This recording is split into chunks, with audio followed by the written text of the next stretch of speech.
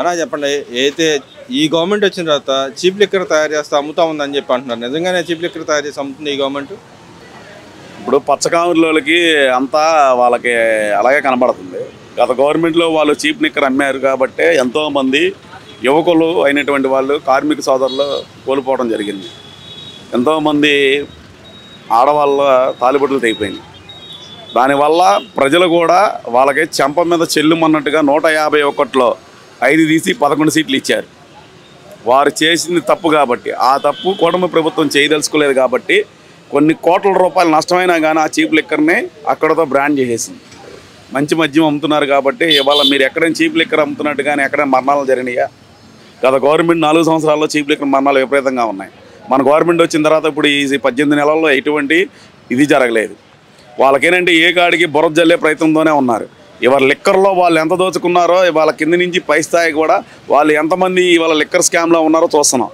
కొంతమంది అప్రూవల్గా మారిపోయారని చెప్పేసి వాళ్ళ మీద మాజీ ముఖ్యమంత్రిగా జగన్మోహన్ రెడ్డి గారు బురద జల్లుతున్నారు. అంటే మీ పార్టీ వాళ్ళు చేస్తారంట, మీ పార్టీలో దొరుకుతున్నారంట కదా? వాళ్ళ గత గవర్నమెంట్లో జోగి రమేష్ గారు వాళ్ళు లిక్కర్ సిండికేట్. కృష్ణా జిల్లాలో ఎవరిని అడిగినా జోగి రమేష్ గారు నాడు సారా కాస్తారని ప్రతి ఒక్కరూ చెప్తారు. ఆ జోగి రమేష్ గారు లిక్కర్ సిండికేట్లో ఉన్న వ్యక్తి టీడీపీలో ఉన్న కొంతమంది లిక్కర్ వ్యాపారస్తుల్ని ఆయన ఇచ్చేసి ఆయన కొంతమందిని మభ్యపెట్టి ఇరికించాలని ప్రయత్నం చేసి ఆయన ఇరుక్కుపోయాడు. ఇవాళ ఏదో ఒక వ్యక్తిని కోర్టు కిందన పంపించి ఆయన ద్వారా ఏదో మనకు బురద జల్లిచ్చి ఈ లిక్కర్ స్కామ్ని టీడీపీ వాళ్ళని ఇరికిచ్చేస్తే ఇక్కడతో లిక్కర్ స్కామ్ ఆగిపోద్ది అనుకుంటున్నారు. లిక్కర్ స్కామ్ ఎటువంటిది ఆగేది లేదు. దాని పూర్తి విచారణ అయిపోతుంది. 2-3 రోజుల్లో షార్ట్ షీట్ మొత్తం పూర్తి అయిపోతుంది. ఎవడు తప్పు చేశాడో వాళ్ళకి మాత్రం చాలా గట్టిగా శిక్షలు కూడా పడతాయి. అంటే వాళ్ళ పార్టీ నాయకుడు ఒకటి మాట్లాడుతూ ఉన్నాడు, సిబిఎన్ అంటే చీప్ లిక్కర్ బ్రాండ్ అంబాసిడర్ అని చెప్పి అంటున్నాడు. నిజంగానే చంద్రబాబు నాయుడు సిబిఎన్ అంటే చీప్ లిక్కర్ బ్రాండ్ అంబాసిడర్ అంటారా? నాకు తెలిసి మాట్లాడినోడికి కూడా కూటమి ప్రభుత్వం వచ్చిన తర్వాత మగాడల్లా ఆడగాడ అయిపోయినట్టున్నాడు. గొంతు కూడా చాలా తేడాగానే ఉంది. ఆయనకి ఏం కనబడిద్ది? 94 నుంచి ఇవాళ వరకు భారతదేశంలో నెంబర్ 1 ముఖ్యమంత్రి ఎవరంటే నారా చంద్రబాబు నాయుడు గారు. సిబిఎన్ అంటే ఎవరైనా కానీ ఏదైనా క్రియేట్ చేయాలన్నా అది చంద్రబాబు నాయుడుకే అయ్యిద్ది. ఇవాళ మీరు చూడండి, గత గవర్నమెంట్లో వాళ్ళు చేసిన తప్పులు ఎక్కడ కూడా గత గవర్నమెంట్లో ఆయన చేసిన తప్పులను ఎక్కడ కూడా ఆయన ఇదవట్లా. ఎక్కడ జరిగిన 10 తప్పును కూడా కక్షపూరితంగా తీసుకోకోకుండా దాని ఆధారాలతో ఆ ప్రభుత్వ అధికారులు చేయమంటున్నాడు. కానీ ఆయన గత గవర్నమెంట్లో చేసిన వాళ్ళ మీద వ్యక్తిగతంగా ఆయన విమర్శించట్లేదు. కానీ మరి వాళ్ళు అంటున్నారు వ్యక్తిగతంగా తీసుకొని మమ్మల్ని అక్రమ అరెస్టులు చేస్తానని చెప్పి అంటున్నారు కదా? వాళ్ళు తప్పులు చేశారు కాబట్టి వాళ్ళల్లో కొంతమంది మీరు చూడండి, మెజారిటీ వాళ్ళు తప్పులు చేయబట్టే కదా ఐఏఎస్ ఆఫీసర్లు కానీ వీళ్ళు కానీ మేము తప్పు చేసామని కొంతమంది ఆఫీసర్లు కూడా ఒప్పుకోవడం కూడా జరిగింది. ఇవాళ చాలా వరకు మెజారిటీ మీరు ఎక్కడ చూసుకోండి, గతంలో మనకి జరిగిన పరిణామాల మీద ఇవాళ ప్రతి ఒక్కరికి కనబడుతుంది, తేటతెల్లం అయిపోతుంది. మరి ఇక్కడ ఒక వ్యవహారం చూస్తే వాళ్ళ నాయకులు ఎవరైతే నాయకులు కానీ ఆయన నమ్ముకున్న వాళ్ళు ఏమన్నా సేవ్ చేస్తాను ప్రయత్నం చేస్తున్నాడో ఏం జరిగినా కూడా తప్పు చేయలేదు అన్నాడు. ఎవరైతే అధికారులు ఉన్నారో అధికారుల గురించి ఇంతమంటే ఒక్క మాట కూడా మాట్లాడిన పరిస్థితి ఎందుకని అంటారు? అధికారులు బలిపశువులు అయినట్టేనా ఆయన నమ్ముకున్న వాళ్ళంతా? 100% అధికారులు బలిపశువులు అయ్యారండి.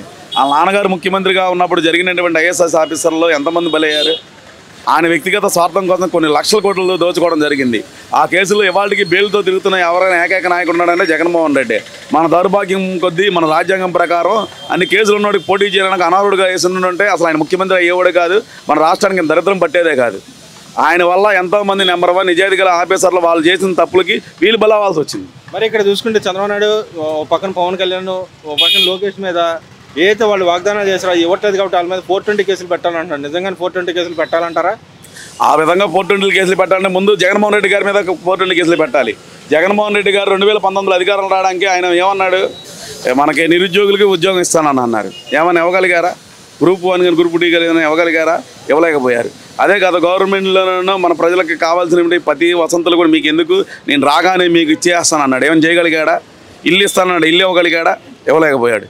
10 కూడా అతను మాయపూటి మాటలు చెప్పుకోవడం వల్లే 2019 నుంచి 24లో జరిగిన అక్రమాల మీద ప్రజలు తిరగబడటమే ప్రజల్లోనే వచ్చింది. అది ఒక ఇక్కడ నేనే వస్తాను 2029లో ఇప్పటికీ అదే మాటలు చెప్తున్నాడు. గతంలో అయితే ఆయన వాగ్దానాలు చేసి ఎలా అయితే వచ్చాడో మళ్ళీ అదే పందాన్ని ఎంచుకున్నాడు.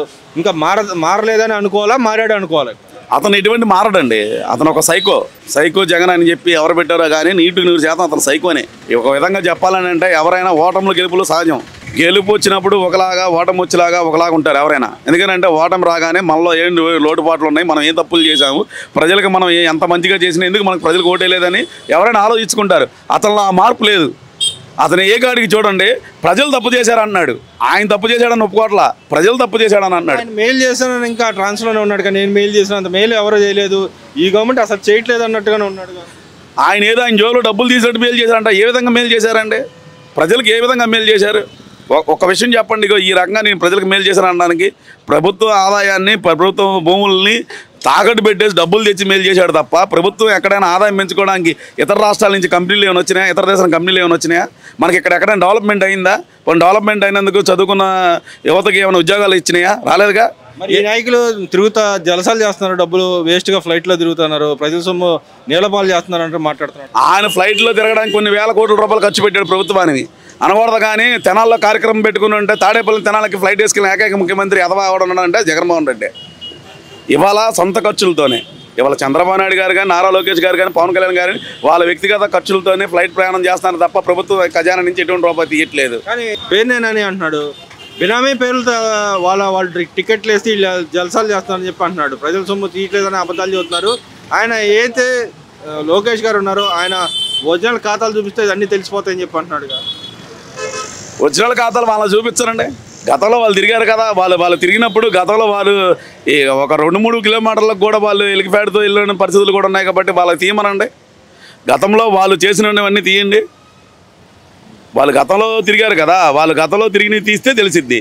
ఏ గాడికి ప్రభుత్వం మీద బురద జల్లే ప్రయత్నం తప్ప ఇవాళ జనాల్లో ముఖ్యమంత్రి చంద్రబాబు నాయుడు గారు కానీ, అటు నారా లోకేష్ గారు కానీ, అటు పవన్ కళ్యాణ్ గారు కానీ, అదే కూటమి నాయకులు ఎమ్మెల్యేలు కానీ, ప్రజాప్రతినిధులు అందరూ కూడా ప్రజల్లోకి ఇవాళ చాలా ఫ్రీగా వెళ్ళి ప్రజలకు సేవ చేస్తున్నారు.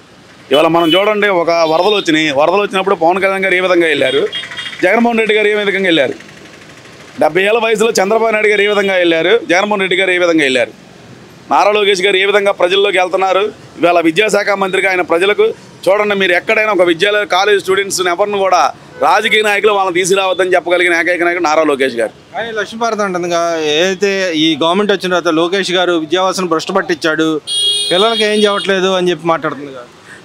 లక్ష్మీభారతి గారికి చేతనైంది ఏంటంటే, పిల్లలకి మంచి ప్రవర్తన వస్తే ఆటోమేటిక్గా పిల్లల్లో ఒక ఆలోచన విధానం వస్తే మనకు ఓటేయరు, ఫిక్స్డ్ అయిపోయింది.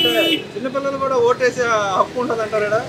చిన్నపిల్లలకు ఓటేసి హక్కు ఉంటుందని అంటే ఇవాళ మీరు చూడండి, 6వ తరగతి నుంచి 10వ తరగతి పిల్లలు ఆలోచింపజేస్తున్నారు. ఇవాళ వాళ్ళు వెళ్తున్నటువంటి గవర్నమెంట్ స్కూల్లోకి వెళ్ళే ప్రతి పిల్లలను చూడండి, మధ్యతరగతి కుటుంబం వాళ్ళే. వాళ్ళకి పిల్లలకి అక్కడ స్కూళ్ళల్లో వస్తున్నటువంటి వాళ్ళకి యూనిఫామ్ కానీ, వాళ్ళకి పెట్టే బోర్డు విధానం కానీ, వాళ్ళకి ఇచ్చిన సిలబస్ విధానం కానీ, ప్రైవేట్ కార్పొరేట్ స్కూల్ స్థాయిలో వాళ్ళకి విద్యా విధానం అందుతుంది. అది అందుతున్నప్పుడు ఆ పిల్లల తల్లిదండ్రులకి, అమ్మ మాకు ఇలా లోకేష్ గారు విద్యాశాఖ మంత్రి ఉండటం వల్ల మాకు బాగా ఉందమ్మా, మీరు మాత్రం ఈసారి ఓటు మాత్రం సైకిల్ గుర్తుకి ఓటేయండి అమ్మా, మనకి ఈ ప్రభుత్వం మంచిది, గత ప్రభుత్వంలో మా స్కూళ్ళల్లో గంజాయి తాగేవాళ్ళు, మీ స్కూల్కి వెళ్ళగానే బీర్ సీసా బాటిళ్ళు గంజాయి బిళ్ళలతో మా స్కూల్ చండాలంగా అద్దానంగా ఉండేది, పహరీ గోడలు ఉండేవి కాదు, ప్లే గ్రౌండ్లు ఉండేవి కాదు, ఇప్పుడు వీళ్ళు వచ్చిన తర్వాత అన్నీ బాగున్నాయి, వీళ్ళకే ఓటేయాలని పిల్లలే తల్లిదండ్రులకు చెప్తున్నారు. మరి అదేవిధంగా చూసుకుంటే పరకాని వ్యవహారంలో చిన్న కేసు, దాంట్లో ఏం పోయింది, ఒక 70,000 పోయింది అని చెప్పి జగన్మోహన్ రెడ్డి గారు మాట, దాన్ని ఎలా చూస్తారు? పరకామణి కేసులో చిన్న కేసు అని అంటే, ఇప్పుడు దొంగోడికి ఉందండి, కోట్లు దోచుకున్నవాడికి చిన్నోడు దొంగతనం చేసినా, అరే నేను లక్షలు దోచుకున్నాను రా, నువ్వు దోచుకుంది 7,000 చిన్న కేసు రాని ఇదే అని అంటాడు. ఎందుకంటే దొంగోడు దొంగను సమర్థిస్తాడుగా, అక్కడ అలాగే ఆయన సమర్థిస్తున్నాడు తప్ప, పవిత్రమైనటువంటి హిందువులు ఎంతో ప్రపంచంలో అత్యంత ప్రతిష్టాత్మక తిరుమల తిరుపతి దేవస్థానం వెంకన్న స్వామి గారి దగ్గర మనం ఆయనకి మొక్కొని ఇచ్చేటువంటి, అది వస్తువు రూపేనా, తల రూపేనా, ఇంటి రూపేనా ఇచ్చేది అనేది పవిత్రంగా ఇస్తాం. ఆ ఇచ్చిన రూపాయిని దోచుకోవడం అని అంటే అది ఎంత పాపమో అర్థం చేసుకోండి. ఎవరైతే వ్యక్తి చేశాడో ఆయన, నేను పాపం చేశాను, నేను ఎంత వెనక్కి ఇచ్చేసాను, ఆయన నన్ను ఇంకా బెదిరిస్తూ ఉన్నారు కొంతమంది వ్యక్తులు అంటారు. ఆ బెదిరించే వ్యక్తులు ఎవరు అంటారు? తప్పు చేసిన వాడు ఎవడైనా కానీ 2వ రోజే వచ్చి ఉండిలో వేసేస్తాడండి. ఆ రోజు డబ్బులు కాసిపడినాడు, ఆ ఇంటికి వెళ్ళిన తర్వాత రియలైజ్ అయ్యాడు అనుకోండి, ఆ డబ్బులు తీసుకొచ్చి ఉండిలో వేసేసి తప్పు చేశానని చెప్పి ఇదవుతాడు. కానీ వీళ్ళు ఏం చేశారు, ఆ సీసీ ఫుటేజ్లు చూస్తే ఆయన చెప్పినట్టుగా $9 కాదు, కొన్ని కోట్ల రూపాయలు దోచుకున్నారు.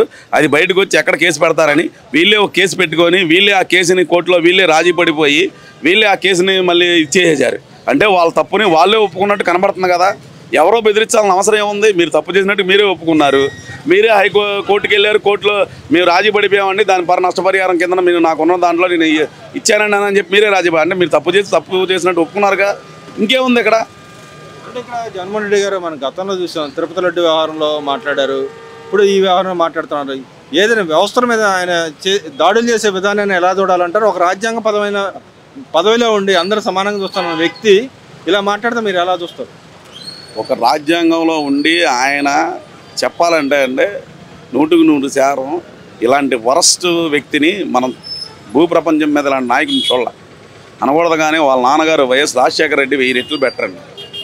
ఇప్పుడు రాజకీయాల్లో ఉన్న వ్యక్తులు కొంచెం కొన్ని పొరపాట్లు అటు ఇటు జరుగుతాయి, కానీ ఈయన పూర్తిగా దానికి విరుద్ధంగానే వ్యవస్థలన్నింటినీ సర్వనాశనం చేసేసారు. ఏ వ్యవస్థ బాగుందని ఆయన ఉన్నప్పుడు?